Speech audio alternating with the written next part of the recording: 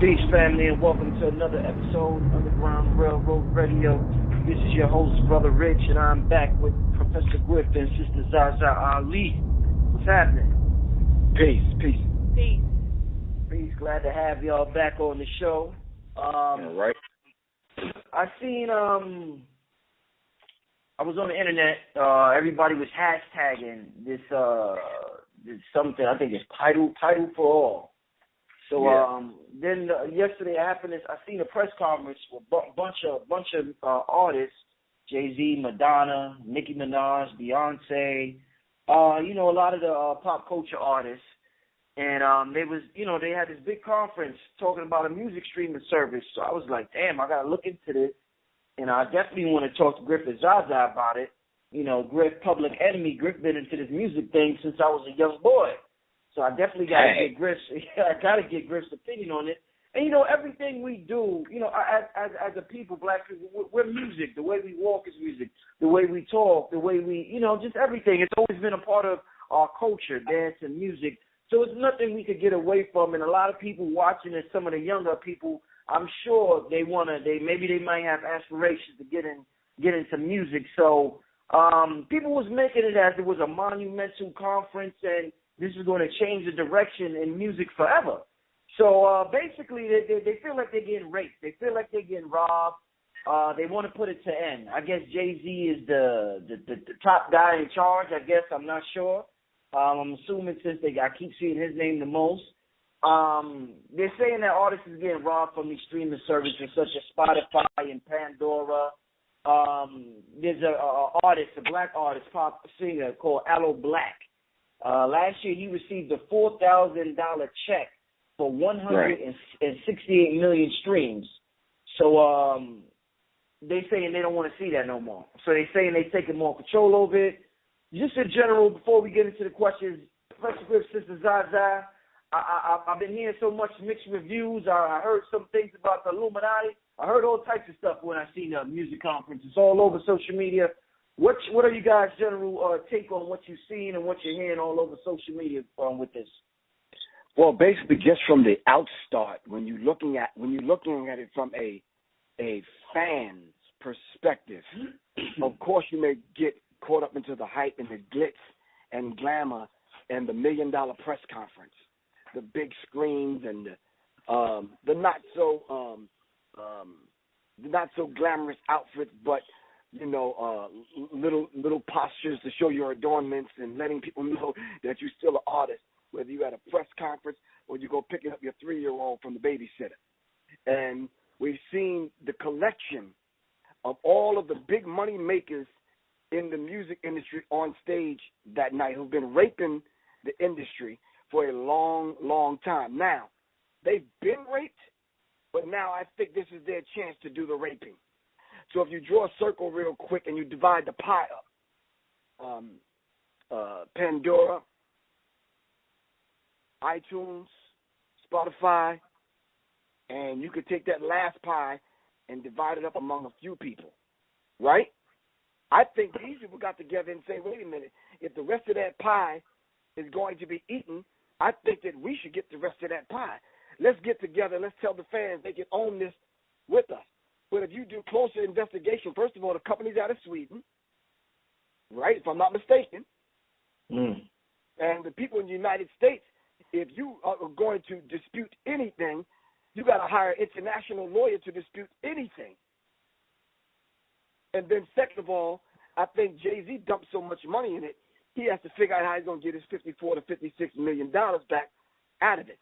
And then they closed down the whole idea of you trying to get stocks and shares in it. So what's going to happen is like they're doing on iTunes. You have to be in the game for a certain amount of period of time. You have to have clout. You have to be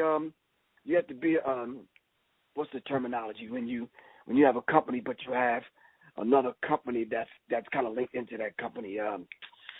The terminology will come to me in a minute. But you can't sign directly to Tidal or the major companies. You have to go through a subsidiary. So subsidiaries have to be set up in order for you to get paid and get in on it anyway. One last point, because I don't want to be too talkative. You're right. this artist named Black sold 168 million downloads and streams and listens, and what do you call them? Not hits. What do you call it in the music industry? I guess downloads. Streams, right? That's what they streams. Right. Yeah. And to receive a $4,000 check. Now, listen, I failed ninth grade math, but maybe y'all can help me. 4,000 into 168 million is what? Less than the penny you can find in the crevice of your couch. Yeah. That's a spit in the face. If that's what the fans have to look forward to, I bow out, bro, right now. Well, I'm curious if under this particular platform, if this artist would be offered something different. Like, okay, I see how it can be beneficial for high-selling artists like Rihanna and Madonna, but what is the benefit to, everyday average artists who may get a lot of, may have that one-hit wonder? And we've seen a lot of artists like that in the last couple of years where, they've had that one song that pushed them into fame, especially internet fame, and then they just kind of fizzled out. A couple of things really stood out to me in the press conference. I noticed the emphasis on the power of music. Mm-hmm. And I noticed the emphasis on this idea of this being a revolutionary act that's going to change the game. Well, the music that we are currently, a lot of pop music and pop culture today is killing the minds of the younger generation and the majority of the global population. So this can be a revolutionary act and a change of guard, if you will, if they change the content of the music. And that's something that I didn't hear discussed, and probably I understand why they didn't discuss it. This is a business transaction. But the broader conversation needs to be that all of these artists who obviously have very loyal fan bases need to start thinking a little bit more about their content. Rihanna has a new song called "Bitch Better Have My Money." You know what I'm saying? And when we look at some of the things that these artists who clearly, especially Nicki Minaj, who clearly have established themselves and are financially set, at what point does the conversation start gearing towards, okay, we need to start putting out a different type of message so that while we are getting rich, while we are taken care of financially and making right business moves, that we are empowering other people. This whole idea of changing the game, I think it's more of getting in where they fit in as far as the new system is concerned. I don't think this is a change of the game. Now, will it financially benefit them? Of course. I think it's a great business move. I think the press conference was choreographed well. And that seeing all of that star power, you said it, the social media went crazy. Why? Did they promise to, start doing something that's going to benefit, the average person? Are they going to do something for, I don't know. To me, it seems like, and I was asking Griff, I said, how much money do you think was in the room at that point in time? On that stage, the net worth of all of those giants on that stage. At what point... You know what I'm saying? No, I was just going to say, at what point do they come together and do something that's beyond themselves? But as far as a business move, I see where it's going, and if it works, then wonderful move.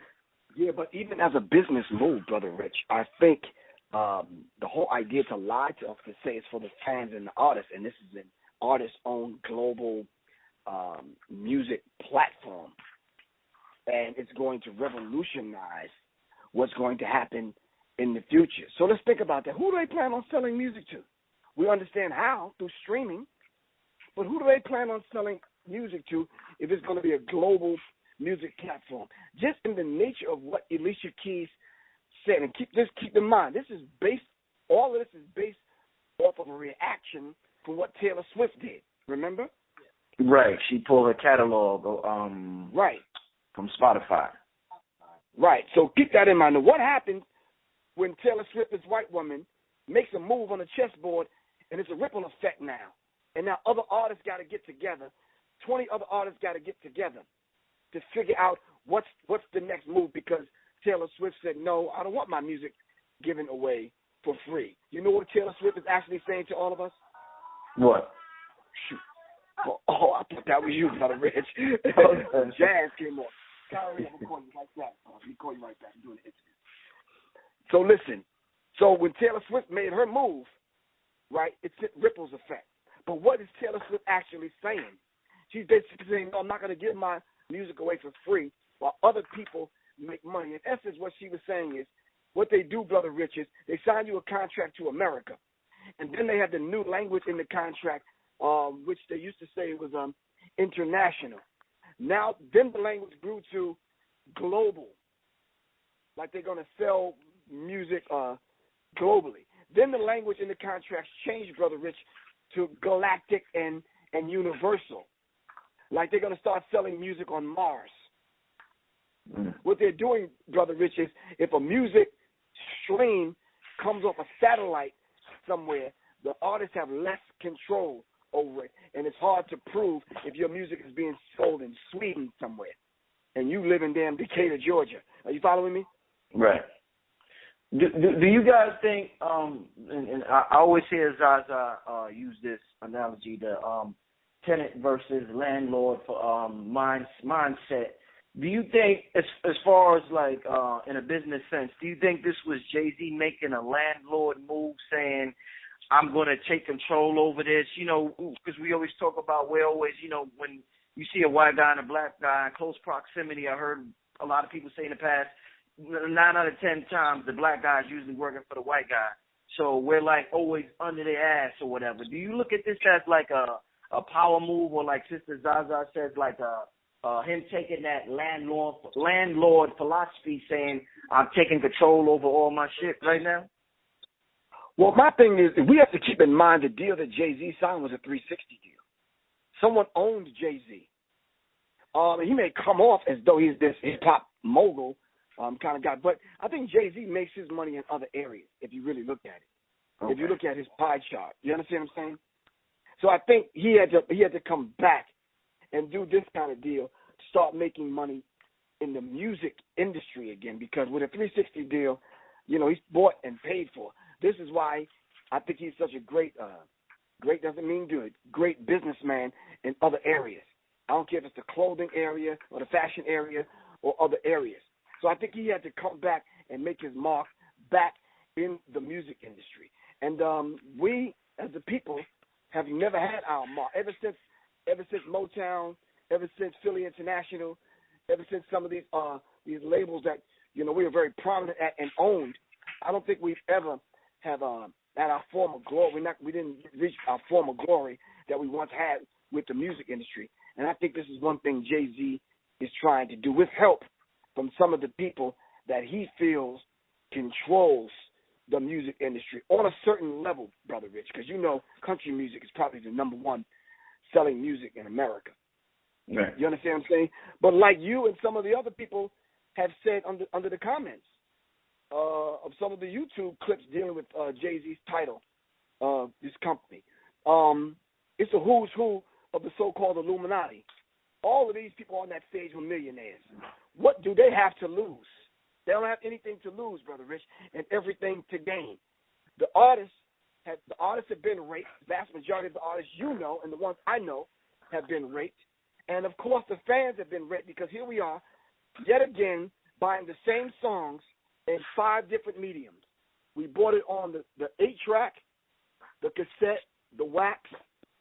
Now we're buying it in digital format, CD. We're buying it in movies on soundtracks, and they keep regurgitating the same music over, and we're just buying it in different formats. Well, I know this is and when I talk like this, people take issue because they feel like, celebrities have the right to do with their money whatever they want to do, and we shouldn't hold them to, any sort of accountability as far as what they do or what they don't do for our people.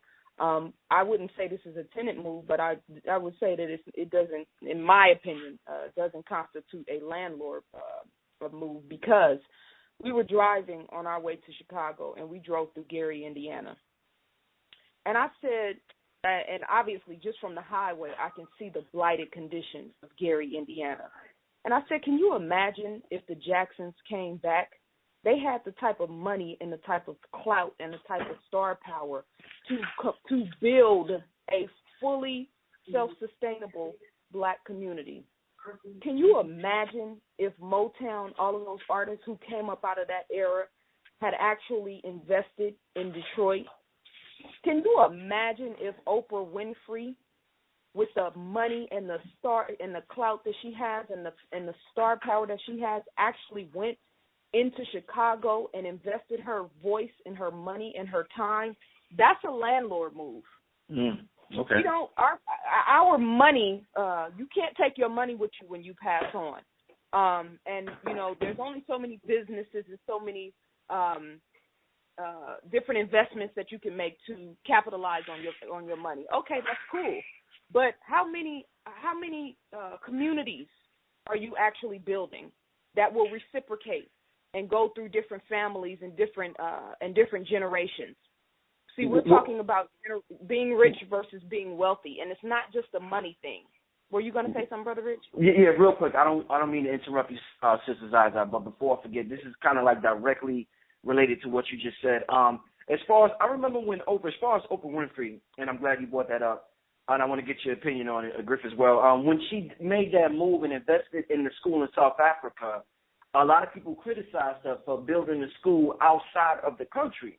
So some people said, well, goddamn, anything they do, people gonna complain about it. She built a school for young Black women, and mofos is still complaining about it just because it's not in Chicago. So on one end, I definitely understand what you're saying, but on another end, people are saying whatever they do, there's gonna be bickering and people are gonna be complaining.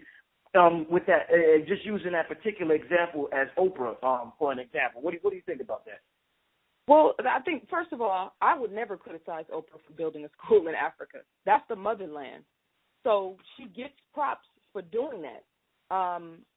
But when we step, you know, that you have the saying, to whom much is given, much is expected. Jay-Z went to Africa and, you know, did a photo op with Bill Gates, who is the devil. No doubt about it. This dude is like Satan walking with so many different projects to kill our people, particularly in Africa. So Jay-Z does a photo op and talks about the, importance of water rights and building these wells in these different rural village-type settings.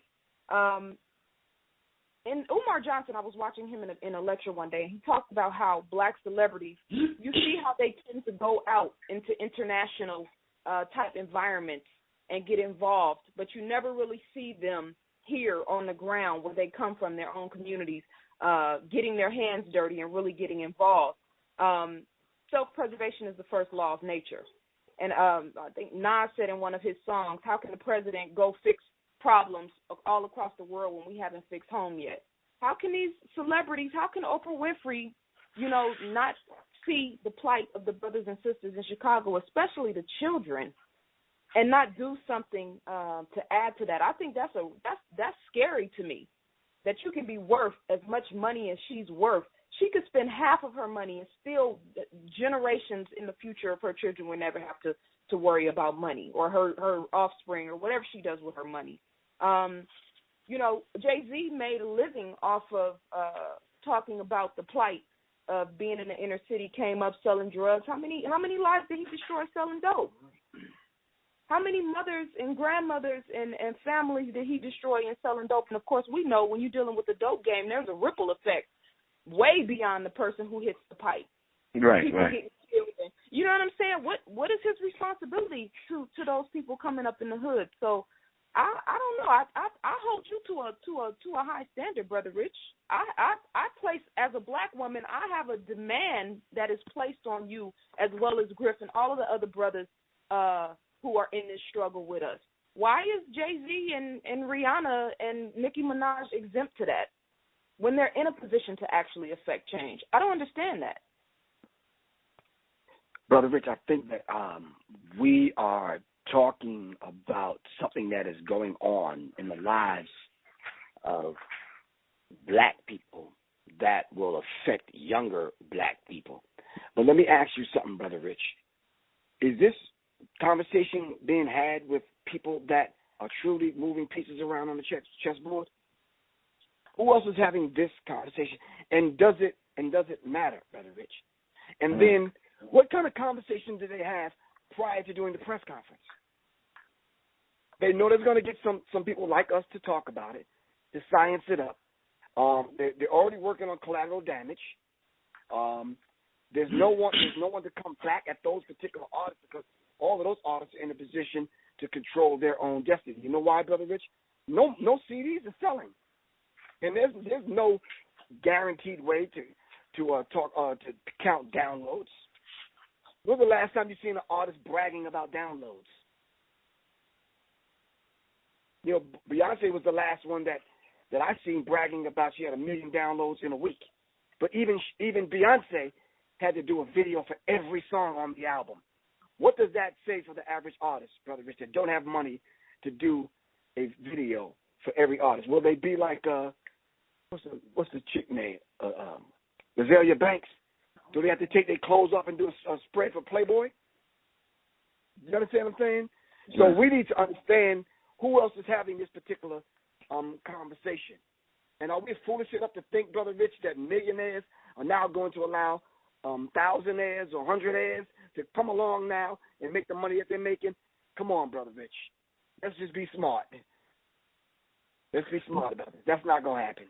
What now, with that being said, Griff and Zaza, what do you think about the mentality of the internet where it seems as though, because the perspective they're coming from is that music is undervalued. And I've heard not just with music, but with other art forms as well, I've heard people say the same thing, even lecturers. I've heard countless times saying that their work is not valued no more because you could get it on YouTube for free, or you could get it on this site for free, or you could, or because of CD, or you could stream it. You could go to Crosswire and get it for free.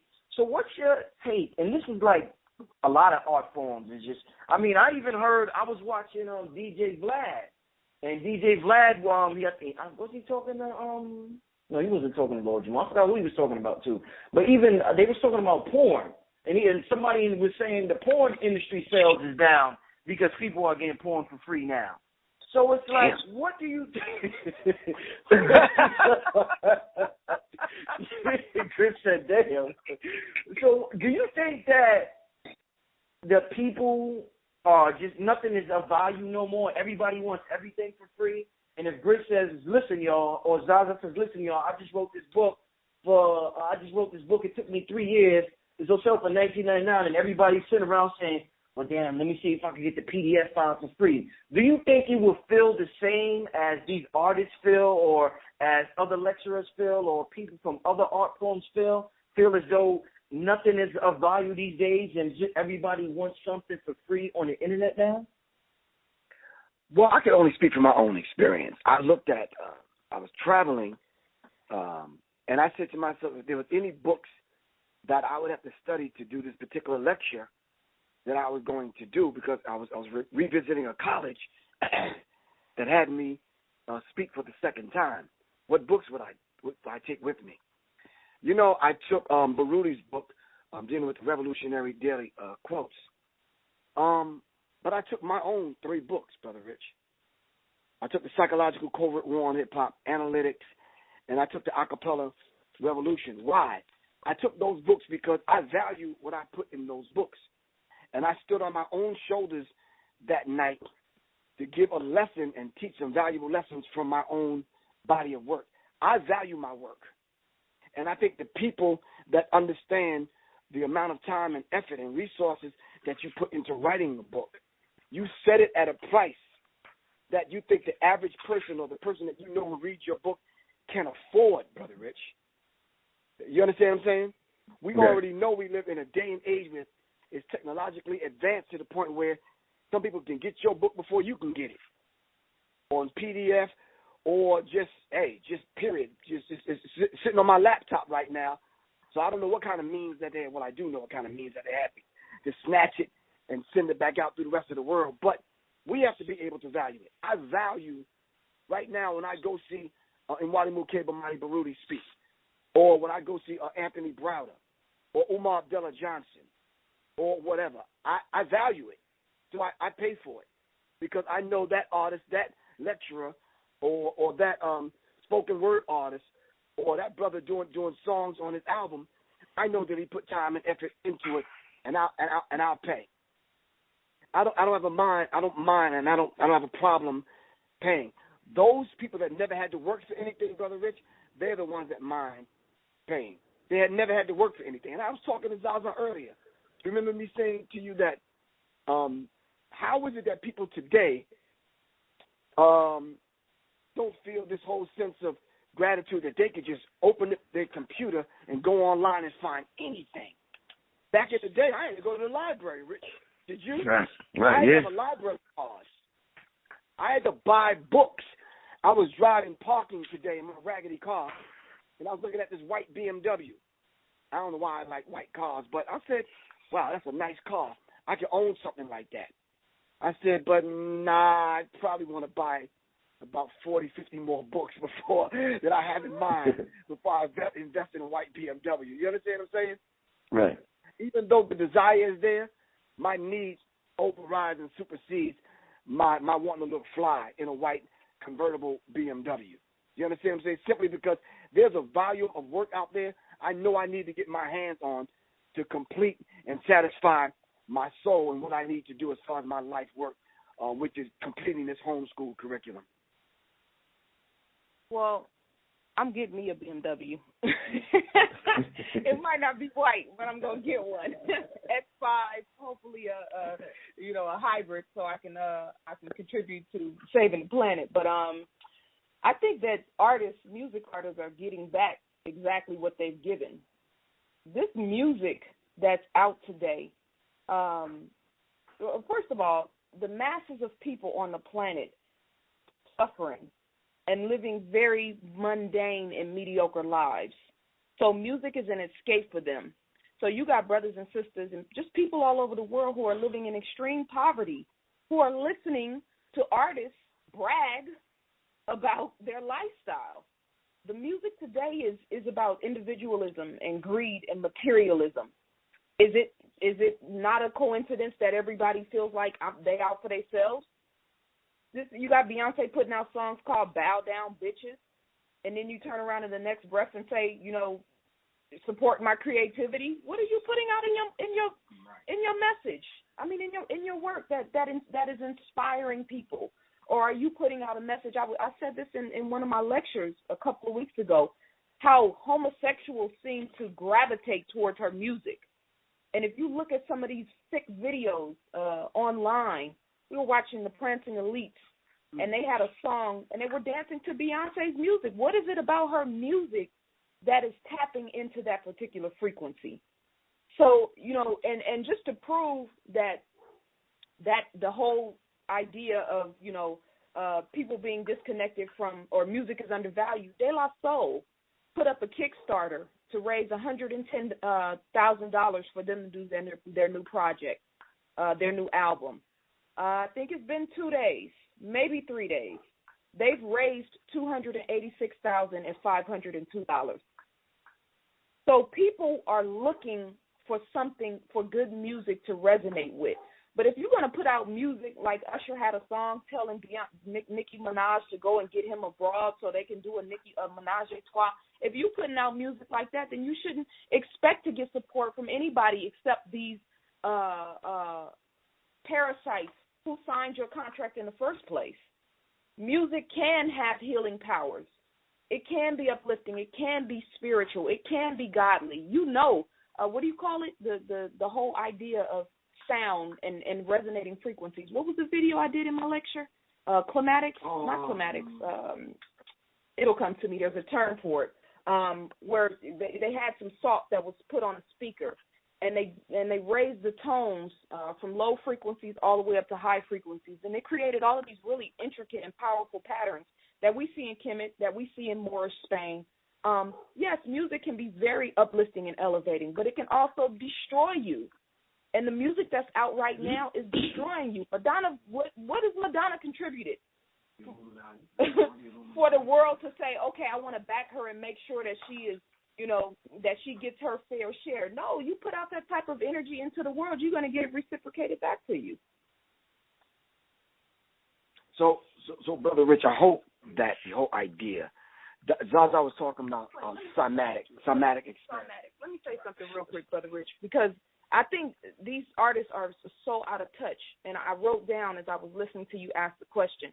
You're rapping about Bentleys and $2,000 shoes, and then you got an artist like Kanye West crying about not being accepted into the fashion industry. You hear Kendrick Lamar's new album. That brother he's talking about the reality of being black in America and the reality of the war that's been waged on us and the war that we've waged on ourselves.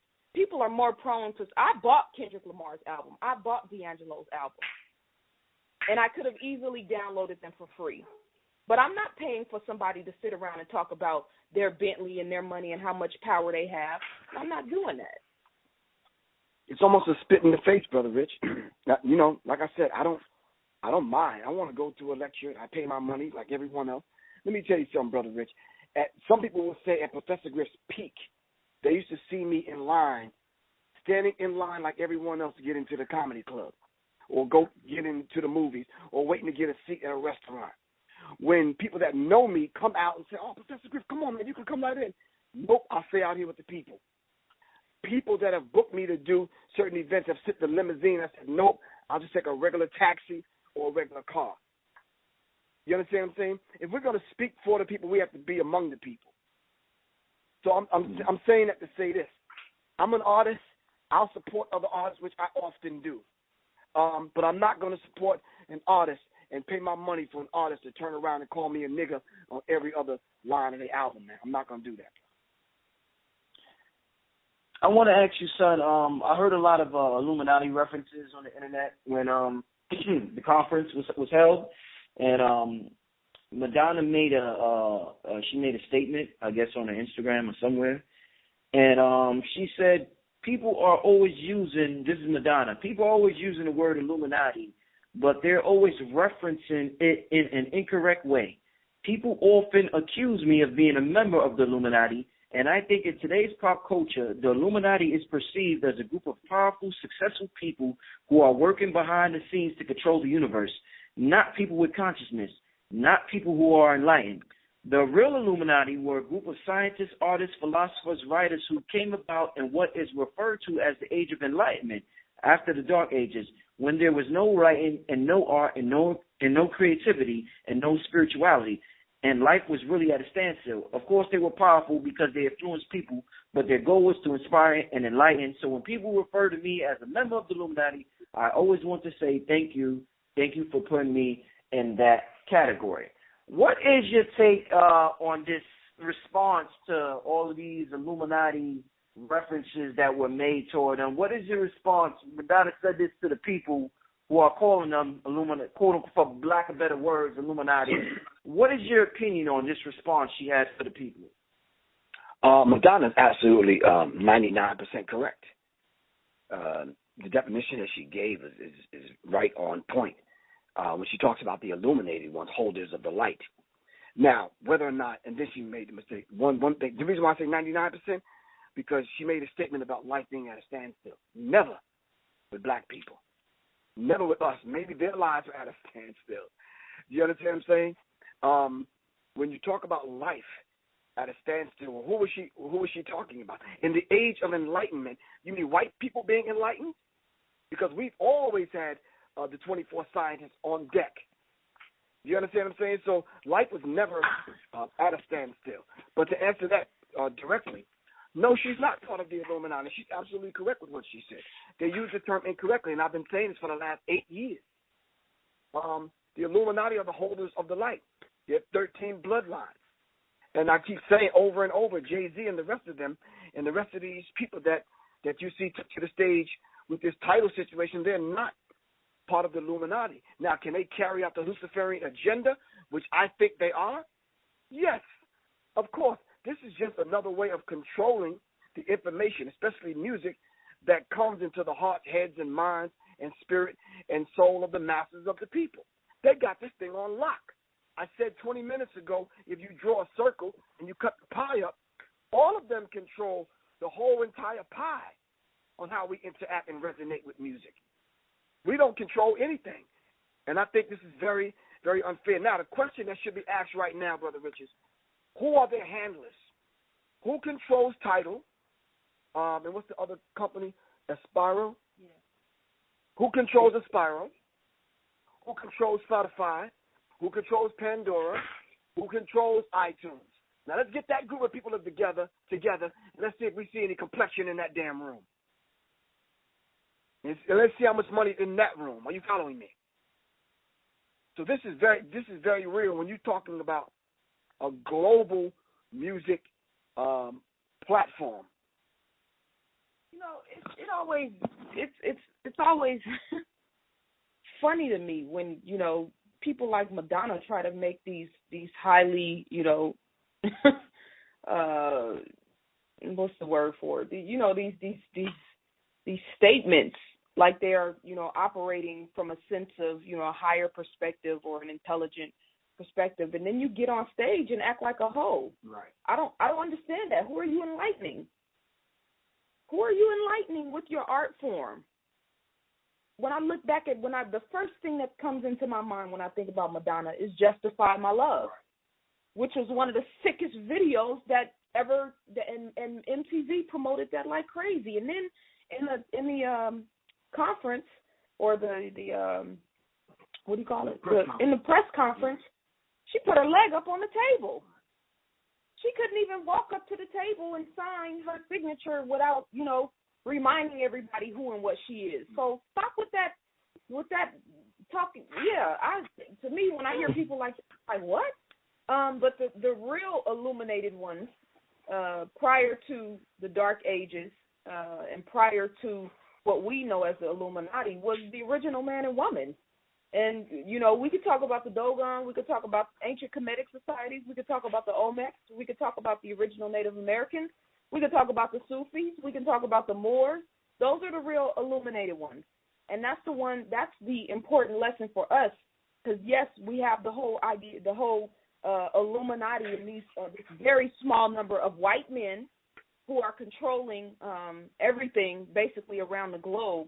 But then we also have who we truly are, and the reason why they use people like Jay-Z and Rihanna and Beyonce to keep our music at such a low vibration, because they know that music is one of the tools that can be used to reintroduce us to the God self. So that's a double conversation that has to be had. The Illuminati today versus the original Illuminati. Our people have always been the bearers of light, and we still the bearers of light, which is why they're using our music and our energy to mistrain or to miseducate the world. It's a different kind of light, Brother Rich.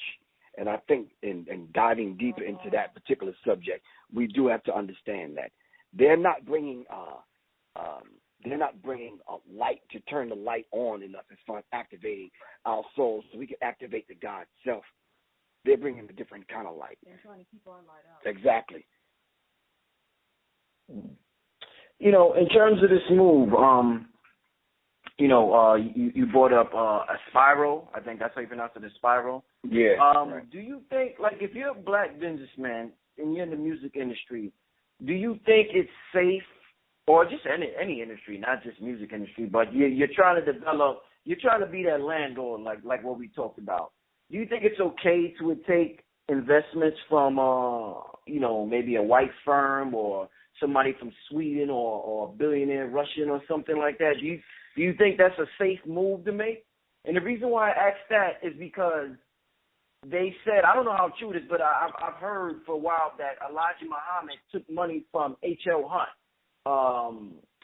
this Texas oil man, a white Texas oil man. He used to get some millions of dollars from this rich oil Texas man, but people say don't ever take money from a white person because they're going to end up owning your shit. And by the time you look up, it ain't going to be yours no more. So what's your take on that? That's very interesting. Let me ask my boss. So what do you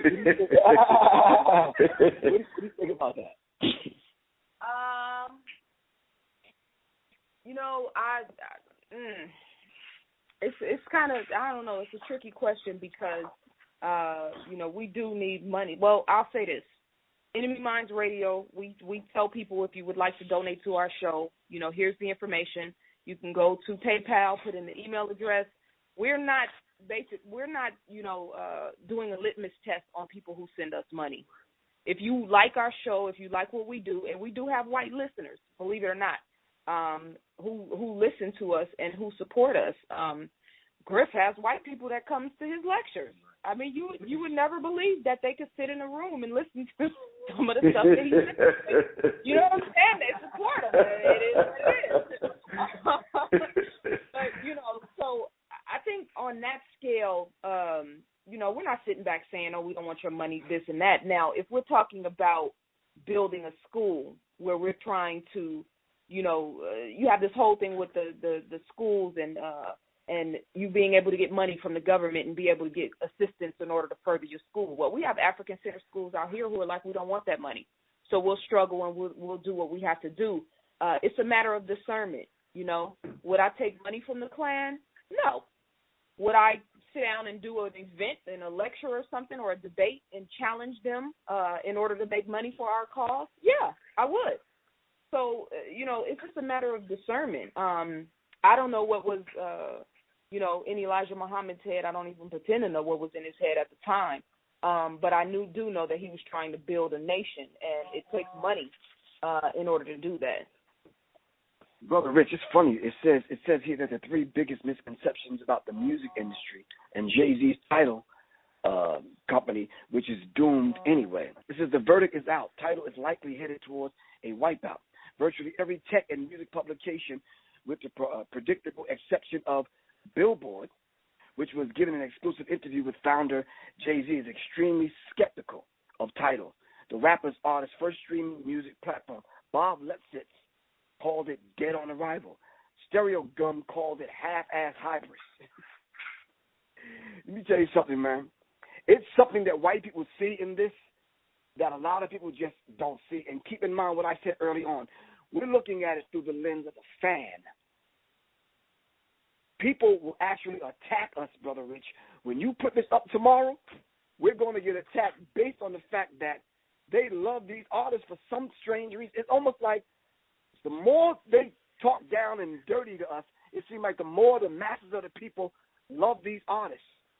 And we don't hold these artists to a standard that we would expect from mature millionaires that we've been supporting since day one.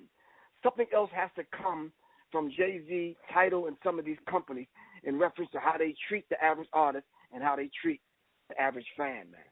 Let me say something real quick, Brother Rich, because I just wrote something down.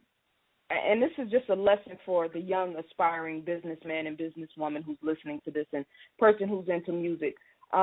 We really, this whole system of capitalism has completely bamboozled us. And I remember watching the movie Wall Street, and Matthew McConaughey said that the whole idea of investing in stocks is all a facade. It's like magic, where you're actually spending your money to buy something that you never really even get. You invest money in oranges, you invest money in crops, you invest money. You never actually hold something tangible in your hand that, is worth your money. It's the risk factor, yes. But if we think about that, and then we think about the whole idea, and this goes back to what you said about tenant versus landlord. When you invest, when you buy music on the internet, you're not actually getting something in your hand. Yes, you get the music, but if we are trying to build a nation and to actually build our people up, we talk about economics and all this stuff a lot, but we don't really talk about building infrastructure to have economics. Where's the manufacturing sectors? All of these brothers and sisters have had clothes. Beyonce has a clothing line. Jay-Z had a clothing line. Kanye West now has a clothing line that, he stole from the Matrix, but that's another story. All of these artists have clothing lines. None of them manufacture their own clothes. So this is, we need to we're so indoctrinated into this system.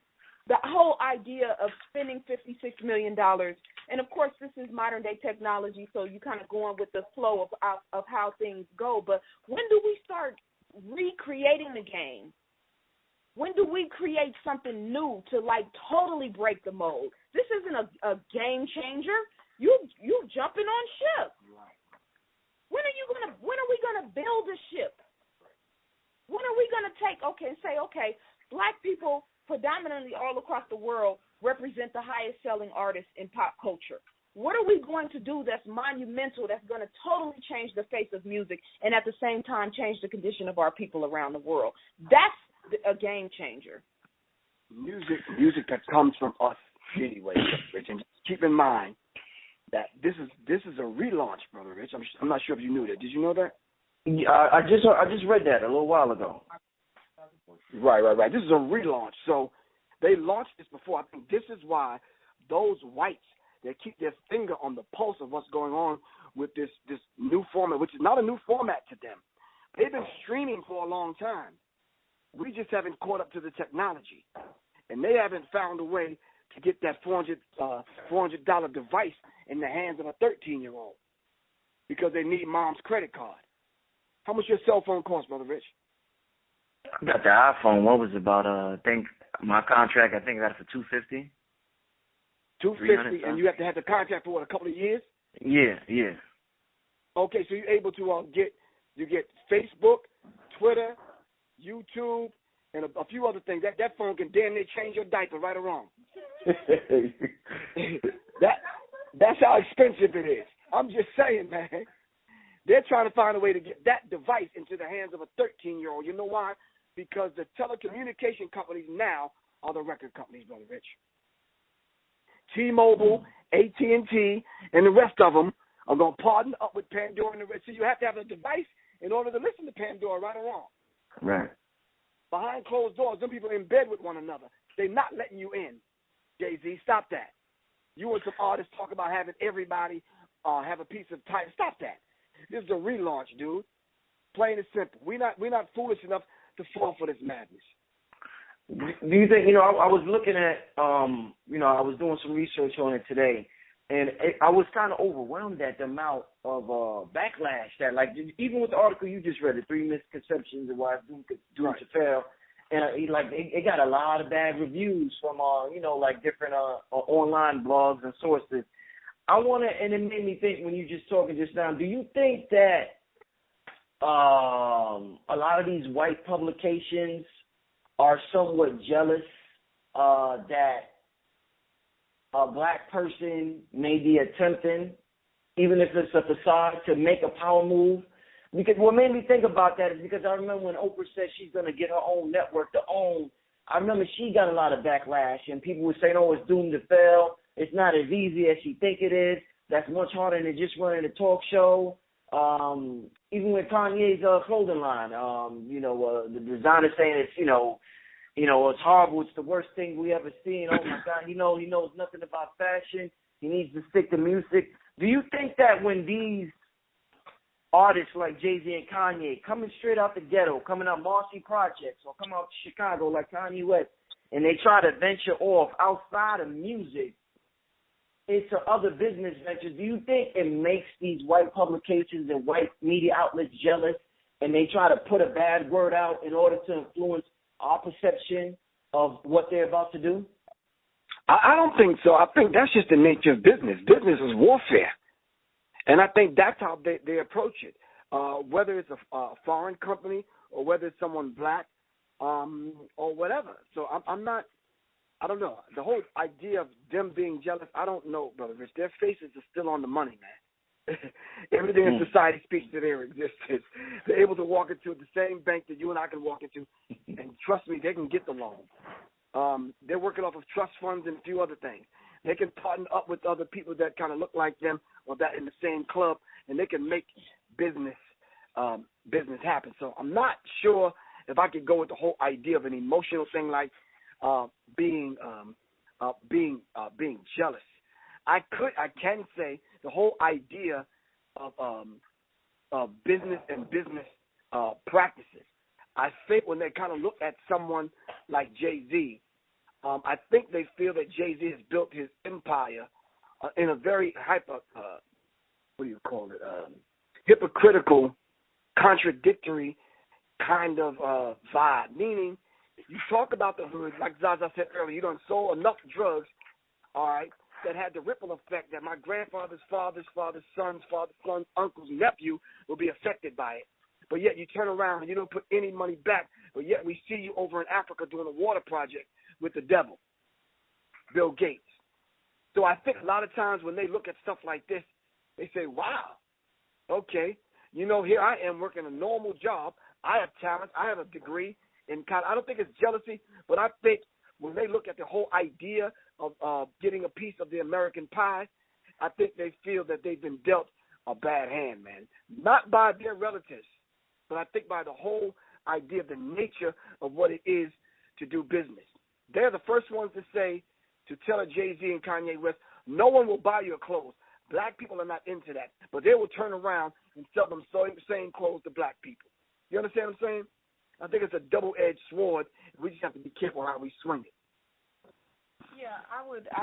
I mean, of course, we can't account for every little, idiot with a blog on the internet. I think there probably are a few little, there's probably just as many blacks that are jealous of, Jay-Z making those moves too. But I think bigger than that, what Griff said is probably the most important thing, that business is warfare. And that you will see when I look the story up, the first articles that came up were all negative. Right. So I don't think it's a question of them being jealous per se. I think that they are doing their part to protect the system of racism, white supremacy, and to work to make sure that it fails. If you've ever read the book The Millionaire Next Door, white people think about money totally different than the way we think about money. You mentioned Oprah Winfrey Network and how they said that it was going to fail and it wasn't going to be successful. Well, look what she had to do to keep the show on the air. It's basically become the anti-black network of all networks. I mean, the stuff that she's putting, on her show now is despicable. Kanye West did all that screaming and hollering and crying about his fashion line. Did black people sew his clothes? You got these expensive, ugly tennis shoes. Okay, that's your thing if that's what you want to wear. But did black people construct them? We have people who know how to sew. So I think, they're looking at this as, is it a power move or is it a linear move? When companies, do mergers and take over other countries and conglomerates and whatnot, they'll buy a company and then totally disintegrate it and then trash it just to make a quick profit. So it's like, what type of real business savvy do we have if we are making short-term moves that may make money and may not make money versus moves that, whether they make a quick profit or a long-term profit, they actually impact the people? That's real power. Money is not power. Money is not power, and people need to stop saying that. They print it every single day, and they can push a button and completely delete everything in your bank account. Money is not power. What you use your money for and what you use your voice for and what you use your clout for is how you gain power. Brother Rich, one thing. The McDonald's really don't care where Burger King set their thing up at. Or I should say vice versa. Burger King don't care where McDonald's set their stores up at, because they know X amount of people in the country are going to buy X amount of burgers. And only X amount of people are going to go to McDonald's. When McDonald's close or they close on a Sunday afternoon and Burger King is open, guess where them people are going? Burger King, right or wrong? Right. I thought you were going to say Wendy's. But anyway. Why, Brother Rick? Because the people are hungry. You understand what I'm saying? Right. People have to buy their music from some place. I think these people, business-wise, are setting themselves up to get the rest of the piece of that pie that's being left out there, and that pizza is going stale, man. And they're trying to get the rest of that pie, for real. I got one more question. I was just about up. I noticed that from when did MC Hammer come on? What was that? The 90s, right? Yeah, I think the 90s. When MC Hammer came out and he started doing, and he went somewhat corporate. One of the first rap artists to go corporate, and he was doing commercials. He got a lot of backlash for it. called a lot of coons and Uncle Tom and he's bug dancing. We fast forwarded 2015. Jay-Z is highly, highly praised for his corporate business moves. What do you think changed in the masses of the people where, I guess, in one era, you're looked down upon for going corporate, and in another era, you're praised for going corporate? So it's like this definition of, if they call MC Hammer a coon, it changes from era to era.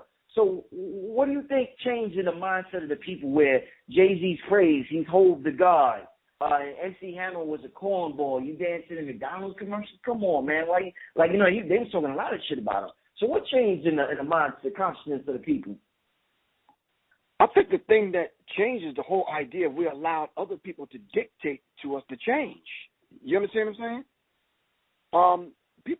There's other people that came into the music industry and changed how we view our own music. Can you imagine? We have a drumming circle, African drummers, right? A white person come in and tell us how to view our own drumming and take it and put it in categories, and then try to sell it back to us, dashikis and all, poofies and all. You understand what I'm saying? And I think what happened with MC Hammer, he had his niche. We've always danced. MC Hammer just regurgitated some Rick James stuff and some other stuff and made his little money. You understand? There's nothing wrong with that. Jay-Z made his money another way. But I think those that control the Jay-Z and the MC Hammer is the problem that we have as a people. You understand what I'm saying? They changed the entire hip-hop game to the point where it almost seems like aspects of hip-hop turned on itself. Of course, rap turned on itself.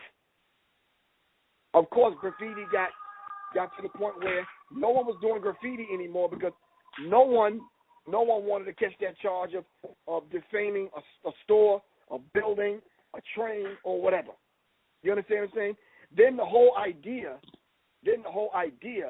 of DJing got morphed out simply because they introduced the whole idea of a CD.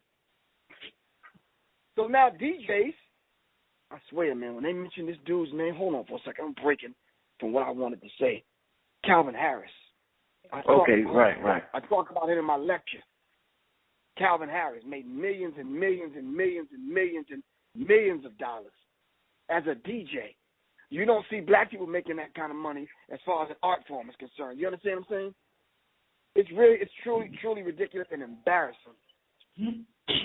Well, of course, me growing up in Oakland and seeing MC Hammer's, evolution and transition, a thing that a lot of people don't know about him, well, they probably know now, he basically went broke trying to take everybody from the hood with him and put them on and help them financially, as well as some bad money decisions. But the whole idea of, the pop music aspects of what he did and him being a dancer and whatnot, it's just a part of the hood that was never really going to accept that.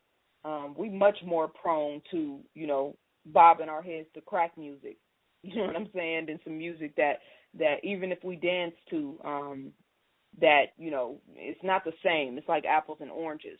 But we don't understand the science of business. And the Griff talked about the celebrity worship. I put the article up on Enemy Minds Radio. Mind you, I didn't write the article. I just put the article up. Somebody on, I think it was TheRoot.com, wrote an article about Jay-Z's comment about water, and basically saying, people in Detroit don't have water, so no, water's not free. And they came back like, why are you blasting him? You should have called him and made this private. What? First of all, this is not Griff, Zaza. I put up 95% of what's on our Facebook page. I should have called Jay-Z? Yeah, you should have called Jay-Z about what he said about water. It's like, okay, number one, if I had put up an article about the Detroit water situation, you wouldn't have said anything. You would have scrolled right past it, wouldn't have had anything, any input, whatever. The fact that you saw Jay-Z's name was the only thing that even brought you to this link. And then you didn't even read it. Because if you had, you wouldn't have even come off like that. What they were doing was using the situation with Jay-Z talking about water, to bring our attention back to the dire situation that our people are in Detroit. I read an article a few weeks ago about a young boy in his teens who saved $160,000. He had a collection of Jordans. He sold his collection of Jordans and made $160,000 and put a down payment down on the house. This is what the type of teaching that we need to start using to reach these young people.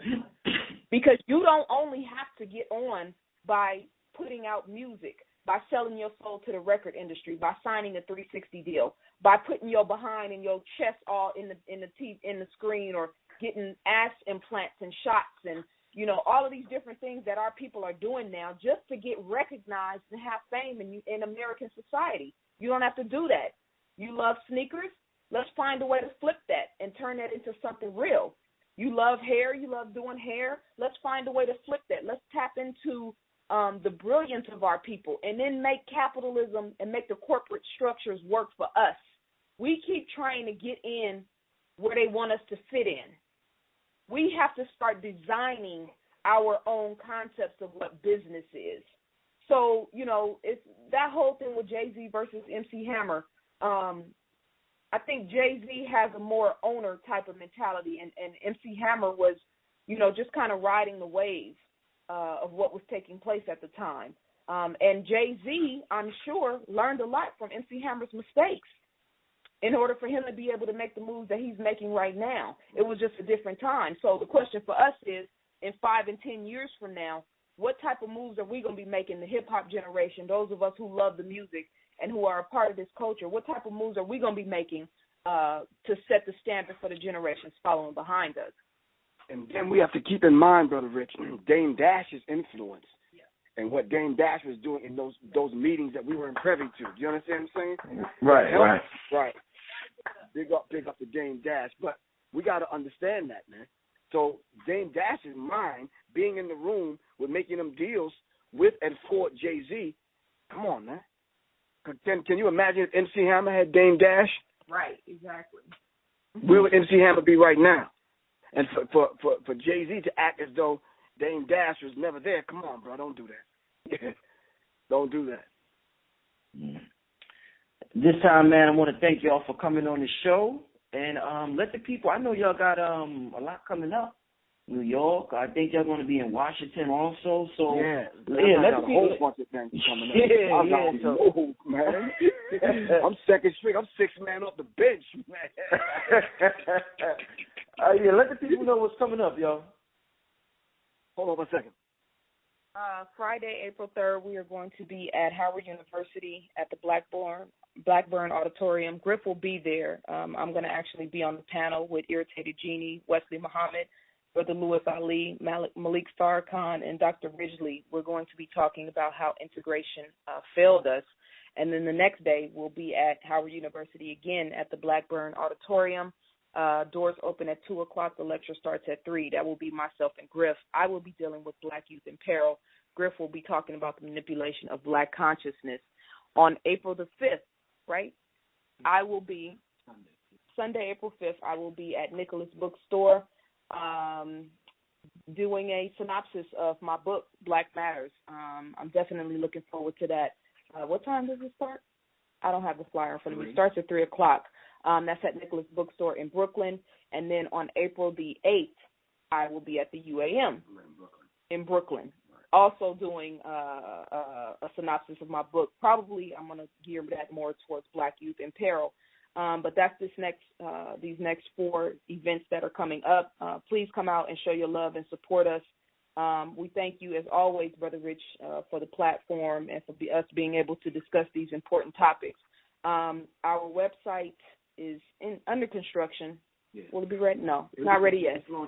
But we're still on Facebook at Enemy Minds Radio, NMEMINDZ Radio. We're on Twitter at Enemy Minds Radio. Our email address is mindsmatterbtrs@gmail.com. That's MINDZMATTER BTRS@gmail.com. And if you don't know Professor Griff's Professor Griff's phone number. I don't know where you've been, but it's 678-557-2919 if you have any questions about any of the upcoming events that we have going on. I got the second most popular number in hip-hop, man. Mike Jones.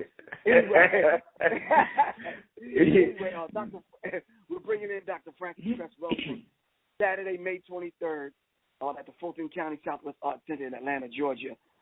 That's Saturday, May 23rd. It's called the Divine Goddess Principle. Marimba Ani, Zaza Ali, and Dr. Francis Cress-Wilson with your host, Mr. Professor Griff. That's Saturday, May 23rd. They can call me at 678-557-2919 to get tickets. Okay, y'all, and this is Brother Rich. Check out the website, undergroundrailroadnet.com. And we signing out. We're going to see y'all next week. Peace. Peace.